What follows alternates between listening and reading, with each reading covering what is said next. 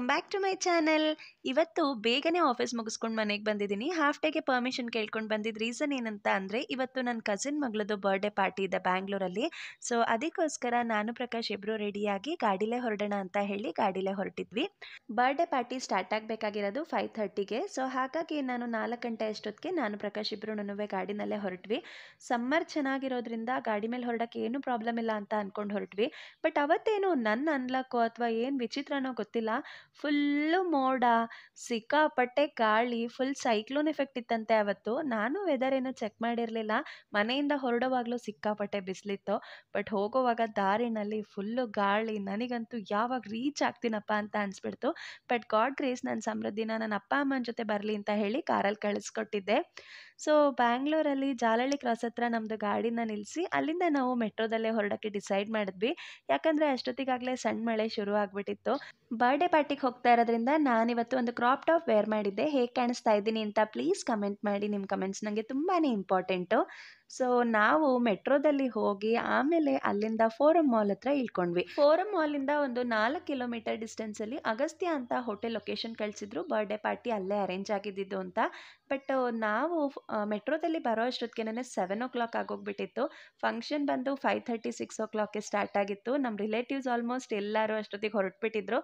So ಅಲ್ಲಿಂದ ಆಟೋದಲ್ಲಿ ನಾನು ಫಂಕ್ಷನ್ ನಡೀತಾ ಇರೋಂಥ ಜಾಗಕ್ಕೆ ಹೋದೆ. ಇದೇ ನೋಡಿ ಬರ್ಡೇ ಪಾರ್ಟಿ ನಡೀತಾ ಇರೋಂಥ ಜಾಗ. ಇದು ಇಂಚೆರಾದು 5 year ಬರ್ಡೇ ಸೆಲೆಬ್ರೇಷನ್. ಇಂಚೆರ ಅಂತ ಅಂದರೆ ನನ್ನ ಅಕ್ಕನ ಮಗಳು, ಅಂದರೆ ಕಸಿನ್ ಮಗಳು. ಸೊ ತುಂಬಾ ಅಂದರೆ ತುಂಬ ಗ್ರ್ಯಾಂಡಾಗಿ ತುಂಬ ಚೆನ್ನಾಗಿ ಅರೇಂಜ್ಮೆಂಟ್ಸ್ ಮಾಡಿದರು. ನಾನಂತೂ ಎಂಟ್ರೆನ್ಸ್ ನೋಡಿದ ತಕ್ಷಣವೇ ಒಂಥರ ಫಿದಾ ಆಗಿಬಿಟ್ಟೆ. ಸೊ ಎಲ್ಲೋ ಒಂಥರ ಮದುವೆ ಫಂಕ್ಷನ್ಗೋ ಯಾವುದೋ ದೊಡ್ಡ ಫಂಕ್ಷನ್ಗೆ ಹೋಗ್ತಾ ಇದ್ದೀನಿ ಅನ್ನೋ ಥರನೇ ಫೀಲ್ ಆಗ್ತಾ ಇತ್ತು.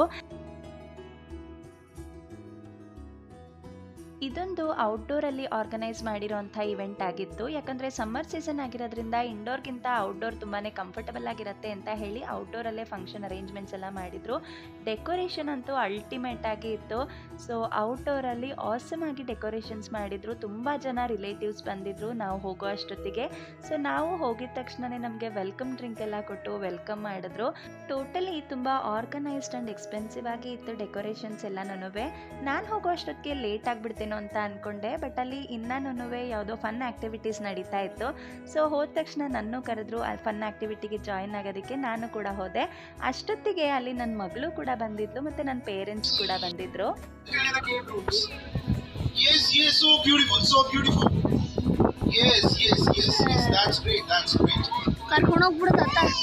Okay, all right, ladies and gentlemen. So gentlemen need to come on your head. Rest all ladies, ನೀವೆಲ್ಲರೂ ಅವರಿಗೆ ಆ ವರ್ಡ್ ಯಾವುದು ಅಂತ ಗೆಸ್ ಮಾಡಕ್ಕೆ ಹೇಳ್ಬಿಡಿ. ಓಕೆನಾ? ಇವಾಗ ನಾನು ವಿಂಡೋ ಅಂದೆ ಅಂದ್ರೆ ಕಿಟಕಿ ಅದು ಇಂಗ್ಲಿಷ್ ಅಲ್ಲಿ ಅಂತ ಆ ಥರ ಏನು ಹೇಳಂಗಿಲ್ಲ. ಓಕೆನಾ? ಆಕ್ಷನು ಹೇಳ್ಬೋದು, ಮನೆಗೆ ಗಾಳಿ ಬರುತ್ತೆ ಆ ಥರ ಗೆಸ್ ಮಾಡ್ಬೋದು. ಓಕೆನಾ?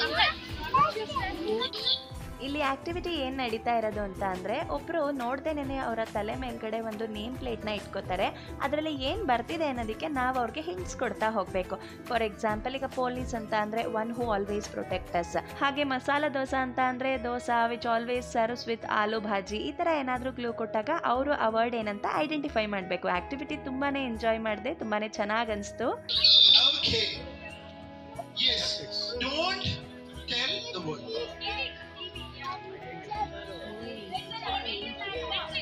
Yes, that's great. The next one, please. Okay, all right, that's going great. Okay.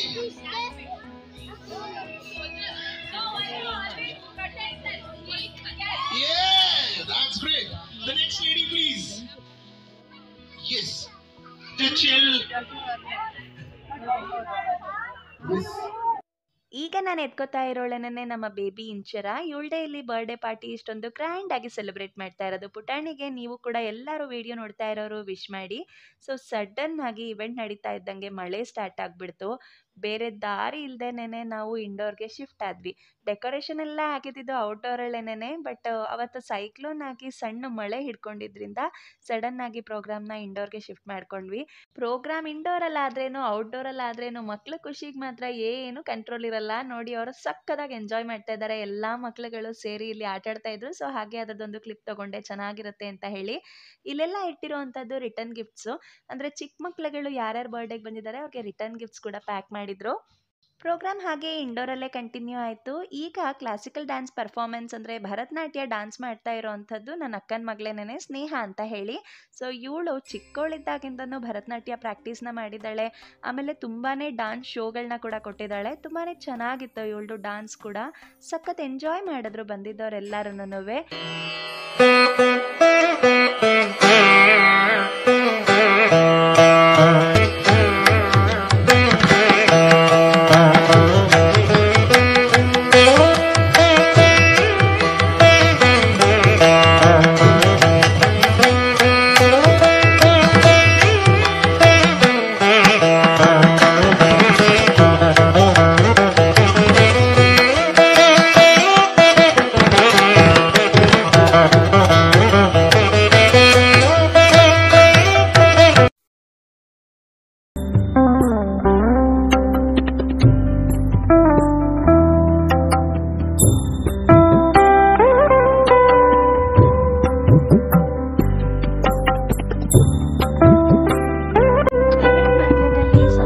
ಮತ್ತು ವೆಜ್ ಕಟ್ಲೆಟು ಈ ಥರ ಸ್ನ್ಯಾಕ್ಸ್ನ ಸರ್ವ್ ಮಾಡ್ತಾನೆ ಇದ್ರು ಆಡಿಯನ್ಸ್ಗೆ ಬೋರ್ ಆಗಬಾರ್ದು ಅಂತ ಹೇಳಿ.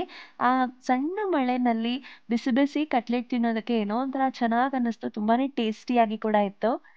ನೆಕ್ಸ್ಟ್ ಪರ್ಫಾರ್ಮೆನ್ಸ್ ಬಂದು ಇವಳು ನನ್ನ ಅಕ್ಕನ ಮಗಳೇನೆ. ಇವಳು ಇವಾಗ ಸೆಕೆಂಡ್ ಇಯರ್ PUC ಮಾಡ್ತಾ ಇದ್ದಾಳೆ. ಸೊ ವೆಸ್ಟರ್ನ್ ಡ್ಯಾನ್ಸ್ ಪರ್ಫಾರ್ಮೆನ್ಸ್ನ ಕೊಟ್ಲು.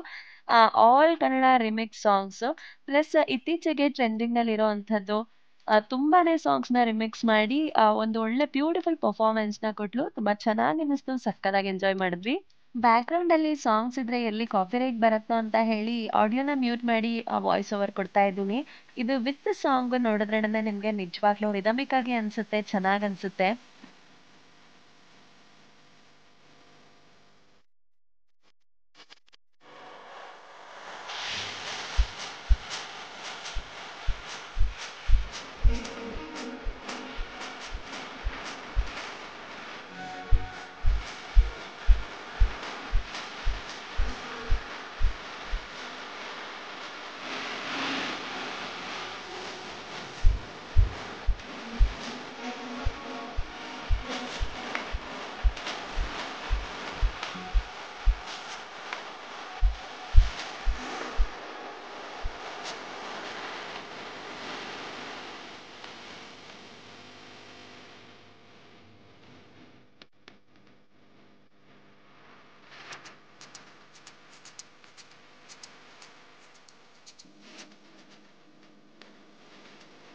The next performance is the one who has been playback singer in Kannada industry.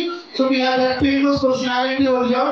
Can we have Meena PS on the stage for the next performance, please? Oh, you are the one. That's pretty beautiful. Can we have one more line, please?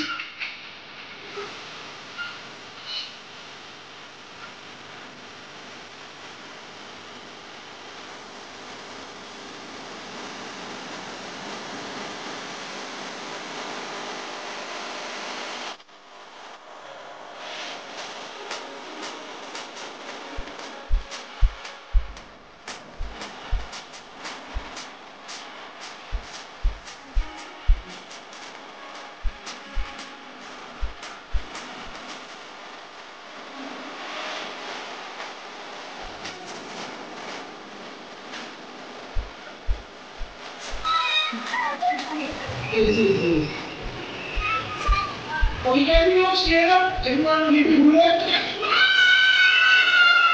Okay, let's go in for it. Okay.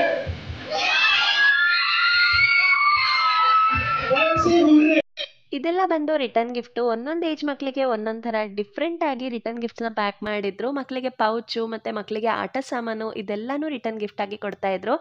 Pranava and Amit, can we have a huge applause, guys? They represent our culture here. So can we have music for Pranava and Amit? for their performance.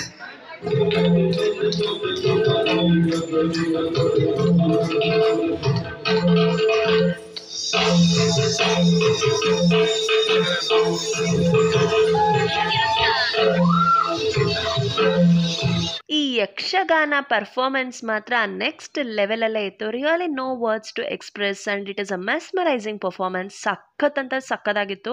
ಇವ್ರು ಎಷ್ಟು ವರ್ಷದಿಂದ practice ಮಾಡಿದ್ರು ನನಗೆ ಗೊತ್ತಿಲ್ಲ. ನಾನು ಯಾವತ್ತೂ ಯಕ್ಷಗಾನನ ಇಷ್ಟು ಹತ್ತಿರದಿಂದ ಕೂತ್ಕೊಂಡು ನೋಡೂ ಇರಲಿಲ್ಲ. ನನಗೆ ಎಲ್ಲದಕ್ಕಿಂತ ಇಷ್ಟ ಆಗಿದ್ದು ಅವರ ಬಾಡಿ ಲ್ಯಾಂಗ್ವೇಜ್ ಮತ್ತು ಅವರ ಒಂದು ಐ ಎಕ್ಸ್ಪ್ರೆಷನ್ನು. ಪ್ರತಿಯೊಂದನ್ನು ಅವರ ಬಾಡಿ ಲ್ಯಾಂಗ್ವೇಜಲ್ಲಿ ಮತ್ತು ಐಸಲ್ಲಿ ಏನು ಸಕ್ಕತ್ತಾಗಿ ತೋರಿಸ್ತಾ ಇದ್ರು ಅಂತ ಅಂದರೆ ನಾನಂತೂ ನಿಜವಾಗ್ಲೂ ಇವರಿಗೆ ಫ್ಯಾನ್ ಆಗಿಬಿಟ್ಟೆ. ಸಖತ್ತು ಫ್ಯಾಬುಲಸ್ ಆಗಿತ್ತು performance. Kannada movie songs Dennana ಸಾಂಗ್ಗೆ ಡ್ಯಾನ್ಸ್ ಮಾಡಿದರು. ಅದಾದಮೇಲೆ 2-3 ರಿಮಿಕ್ಸ್ ಸಾಂಗ್ಗಳಿತ್ತು. ಎಲ್ಲಿ ಕಾಪಿರೈಟ್ ಬರುತ್ತೋ ಅಂತ ಎಲ್ಲನೂ ಮ್ಯೂಟ್ ಮಾಡಿಬಿಟ್ಟಿದ್ದೀನಿ. ಗೊತ್ತಿಲ್ಲ ನೋಡೋರಿಗೆ ಎಷ್ಟು ಖುಷಿ ಅಂತ ಅನಿಸುತ್ತೆ ಅಂತ. ಬಟ್ ಡೈರೆಕ್ಟಾಗಿ ನೋಡಿದಾಗ ಇಟ್ಸ್ ರಿಯಲಿ ಎಂಟರ್ಟೈನಿಂಗ್.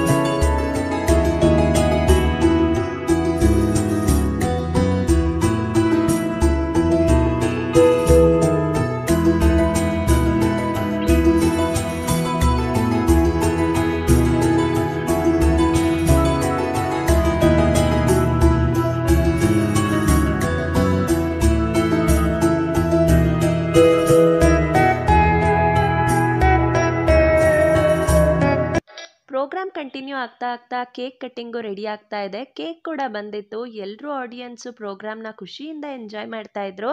ಸೊ ಇಲ್ಲಿ ನೋಡಿ ಟ್ಯಾಟೂ ಹಾಕ್ತಾ ಇದ್ದಾರೆ. ಸೊ ಎಲ್ಲ ಮಕ್ಕಳು ಕೂಡ ಖುಷಿಯಾಗಿ ಹೋಗಿ ಡಿಫ್ರೆಂಟ್ ಆಗಿರೋ tattoo ಹಾಕಿಸ್ಕೊಂಡ್ರು.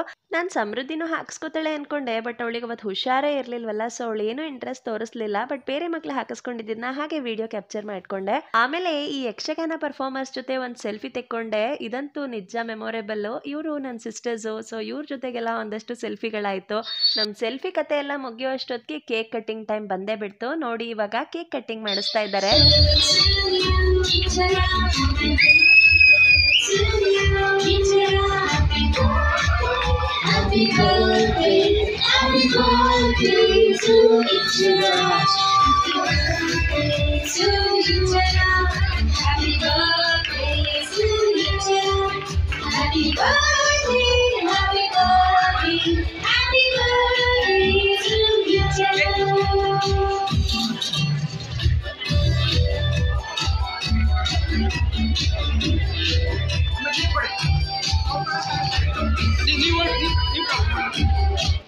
That's great. Happy birthday to each other once again. Can you have a huge applause, guys? ಜೋರಾದ ಚಪ್ಪಾಳೆ ಬರಬೇಕಂತ ಹೇಳ್ತೀನಿ. ಸೊ ನಮ್ಮ ಹತ್ರ ಟ್ಯಾಟೂ ಆರ್ಟಿಸ್ಟ್ ಇದ್ದಾರೆ. ಇನ್ನು ನಿಮಗೆ ಟ್ಯಾಟೂ ಹಾಕಿಸ್ಕೋಬೇಕಾದ್ರೆ ಅಲ್ಲಿ ಅವ್ರು ಆಲ್ರೆಡಿ ರೆಡಿ ಇದ್ದಾರೆ. ನೀವು ಟ್ಯಾಟೂ ಹಾಕಿಸ್ಕೋಬಹುದು. ಓಕೆ.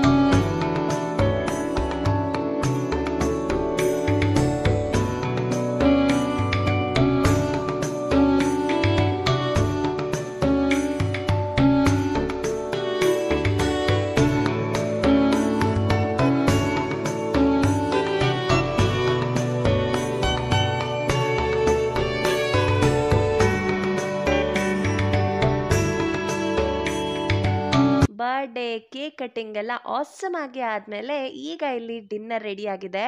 ಸಖತ್ತು ವೆರೈಟೀಸ್ ಇತ್ತು ಡಿನ್ನರ್ ಅಂತೂನುವೆ. ಸ್ಟಾರ್ಟಿಂಗ್ ಬಂದು ಸೂಪಿಂದ ಹಿಡಿದು ಕೇಕು ಮತ್ತು ಸ್ವೀಟ್ಸ್ ತನಕ ಎಲ್ಲ ಐಟಮ್ಸು ಇತ್ತು. ಎಲ್ಲ ಔಟ್‌ಡೋರಲ್ಲಿ ಪ್ಲಾನ್ ಆಗಿದ್ದಿದ್ದು ಸಡನ್ನಾಗಿ ಇಂಡೋರಿಗೆ ಶಿಫ್ಟ್ ಆಗಿದ್ದರಿಂದ ಸ್ವಲ್ಪ ಜಾಗ ಚಿಕ್ಕದು ಅಂತ ಅನ್ನಿಸ್ತು. ಮತ್ತು ತುಂಬ ಜನ ಇದ್ದಿದ್ದರಿಂದ ಸ್ವಲ್ಪ ಕ್ಯೂ ಕೂಡ ಆಗಿತ್ತು.